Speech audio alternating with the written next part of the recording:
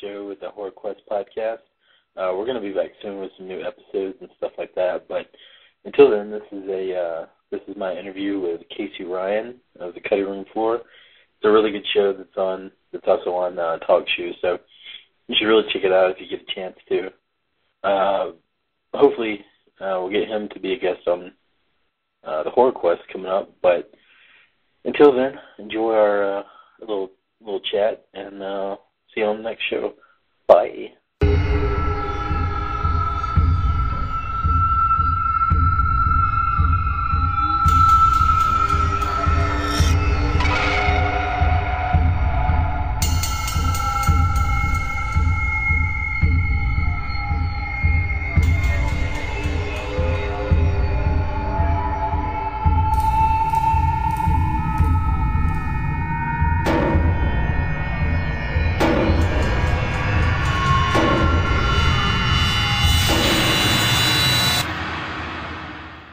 All right, how you doing, guys? It's Casey Ryan here again for another episode of the Cutting Room Floor.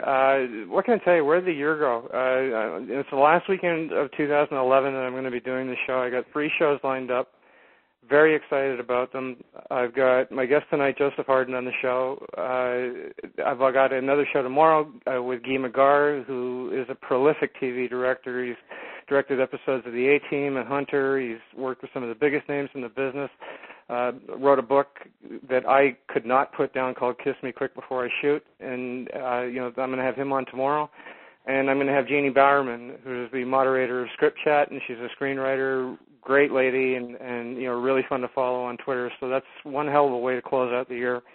I just sort of want to stand on my soapbox for a second. I'm not going to do any actual promo work tonight, but this has been a great year. I've expanded the show in ways that I never really thought I was going to be able to.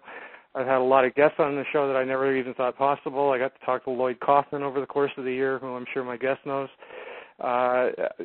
Really, really lots of fun. I got to appear on all kinds of other podcasts, and in one of those weird kind of things, when we wrap on Sunday, I'm going to have done exactly 100 shows in 2011. That's just one of those weird things, the way that it worked, and it brings my total to 190 shows in total. So I'm projected to probably break 200 in January alone. And I've got shows booked clear through the middle of March. So thank you to everybody who's been a supporter of the show. This has been a lot of fun. I've got some really cool ideas as to what I'm going to do next year, and expand in new, different ways, and try out some new things. So it's going to be a lot of fun in 2012 too. So all that to say, my guest tonight is Joseph Harden. He's an Atlanta-based special effects artist and a filmmaker, by the way. He's also the president of the HorrorQuest Film Festival, and I like these little stories. It started out as an idea for a movie night in a comic book store. I mean, you don't get much more indie and you don't get much more fanboy than that kind of thing. So also operates a podcast on TalkShoe, too, by the way. So this is another first. I'm always proud to support the people that are on TalkShoe. I promote them occasionally and, hop on the odd call. But this is the first time I've actually had a TalkShoe host on the show.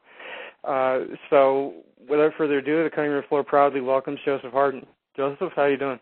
What's up, man? I'm doing pretty good. How you doing? I'm doing well, thanks. So what can you tell us about HorrorQuest in general? Oh, we kind of got into it there at the beginning. It kind of started off as just a little movie night, and it kind of grew out of that. The movie night never really became as big as kind of what I envisioned it to be. So, there was kind of like other circumstances that kind of led to what it became now. But the basic, idea was kind of like what you do with your talk show. I just wanted to give people a chance to get their movies and stuff seen.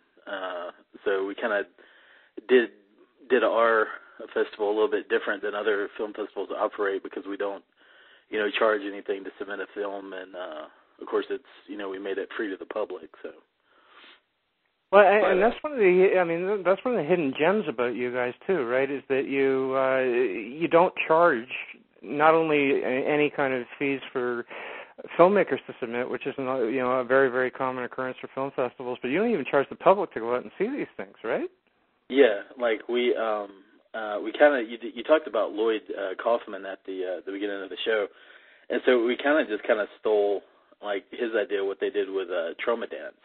So ours is, we kind of took, like, their model, and even though it's not exactly the same as, you know, Trauma Dance, we kind of took what they did and kind of, you know, said, you know, like, we don't necessarily want to make any money off of it. If we do make money, then that's cool, but it's more about, like, we just want to give people a chance to get their movie seen. And, you know, there's so many, you know, there's tons of film festivals out there, and if, you know, a lot of, you know, times, you know, people that are making these movies are, you know, like college students, or, you know, they don't necessarily always have a lot of money to put towards, you know, submitting their film. And a lot of them are pretty expensive to, you know, submit to. It can be, you know, $30 to, you know, $60 a pop, you know, for just submitting one film. And plus, too, you know, there's no guarantee that you'd get in or really that your movie even gets watched. So that's kind of what we wanted to do. We kind of wanted to make it, you know, just as easy, you know, for, you know, people that might not have a whole lot of money. And I think because of that, we got, you know, because it was our first year, I was really, really worried that, like, nobody was going to submit their film. And we had, like, you know, everything. The first year, everything was completely out of pocket for me. We didn't really have, like, any kind of sponsors. We kind of had, like, advertising sponsors, kind of like cross-advertising, but nobody that really, you know, gave us any money to say, you know, here you go, do what y'all want. So I kind of had to completely come out of pocket for everything. And, you know, so it was, you know, a little bit of a burden that way, but because of that, we didn't have any kind of money for, you know, publicity, you know, to get our name out there a little bit. So it was nothing more than, you know, just one or two, you know, links, you know, around the internet, like on filmmaker forums and, you know, stuff like that. So that's the really the only way that people ever found out about us. And I was, you know, surprised. Like I thought we might get, you know, maybe 10 submissions, you know, during the whole time. And I think at the final count, it was like 346 submissions. 300?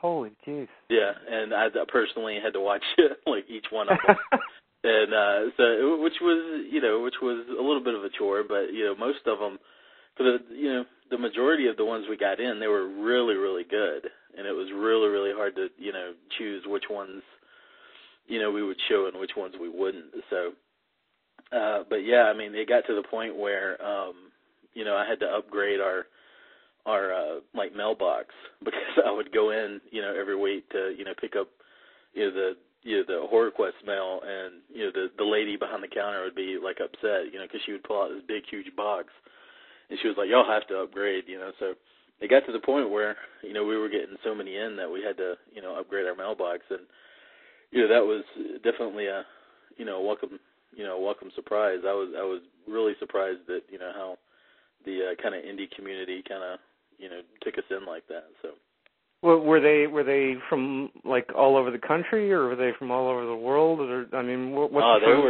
they were from all over the world. I mean, we got them in from, you know, everywhere from Australia. I think there was one from Zimbabwe. I mean, all over. I think the weirdest one was the Congo. We got one from the Congo.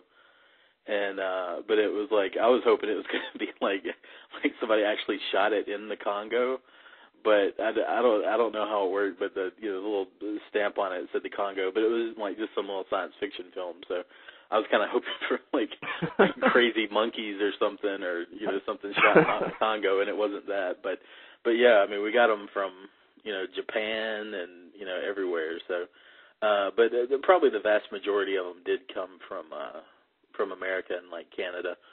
It actually probably the place we got the most submissions from was probably Austin, Texas. That was the one that I saw a lot. So I guess they're, you know, a big indie film community there. So, but yeah, we got them from all over.